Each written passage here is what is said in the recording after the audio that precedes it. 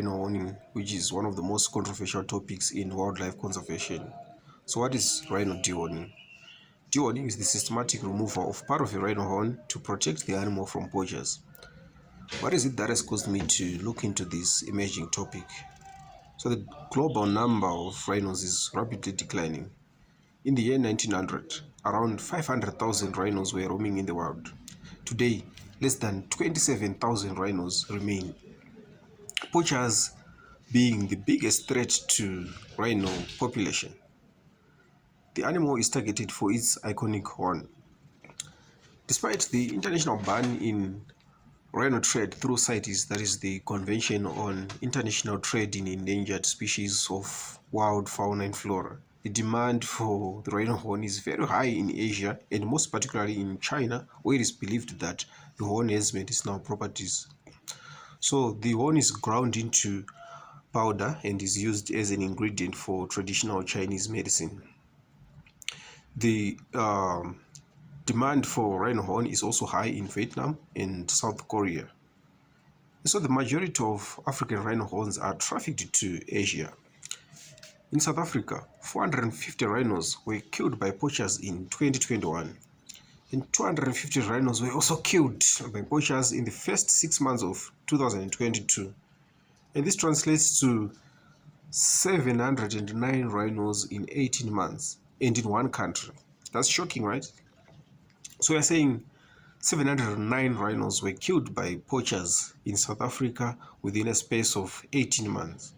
I'm sure you all agree that at this rate, rhinos will soon become dinosaurs. They will be extinct. There will be no rhino to talk about unless if urgent action is taken right now. So rhino poaching is analogously rampant in Zimbabwe. As a result of the foregoing, the Wildlife Authority of the country, ZIMPAX, recently announced plans to dehorn all rhinos residing in the country's national parks. The idea being to protect the endangered animals from poachers. So this is not the first time that Zimbabwe has dehorned its rhinos. Zimbabwe has been religiously dehorning rhinos since the early 90s. In fact, Namibia was the first country to dehorn its rhinos as a method of protecting them from poachers. That was in 1989, and the program was a success in Namibia. Zimbabwe followed suit, and dehorning became a national conservation policy in 1992. So the dehorning program in Zimbabwe started at Hwange National Park and then spread to other parts of the country. By the year 1993, more than 260 rhinos had been dehorned. So let me set the record straight here. That dehorning reduces poaching is a fact. It's indubitable.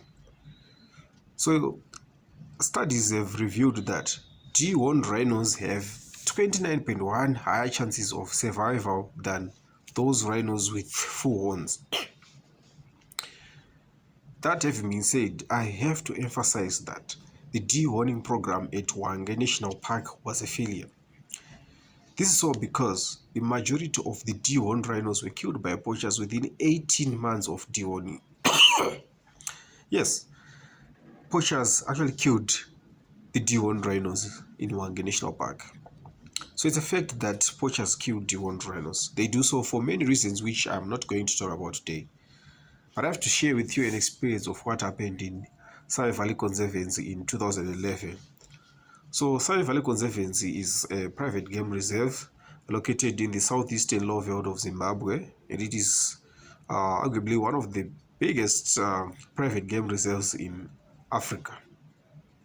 So between January and August 2011, 6 dehorned rhinos were killed by poachers in Save Valley Conservancy. What is most striking is the fact that one of the rhinos was shot by poachers just within 24 hours of dehorning. So a rhino was dehorned like today. Then the next day, poachers went on to shoot that same rhino, and they ripped off the stub that remained after dehorning. And in another incident in the same conservancy, a rhino was killed 5 days after dehorning. So What is most interesting is the fact that around the same period in Malango Trust, where no dehorning had been done, not even one rhino was killed by poachers.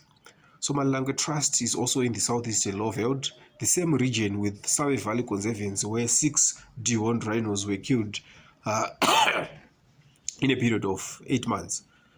And the reason why horned rhinos were not killed by poachers in Malango is quite obvious.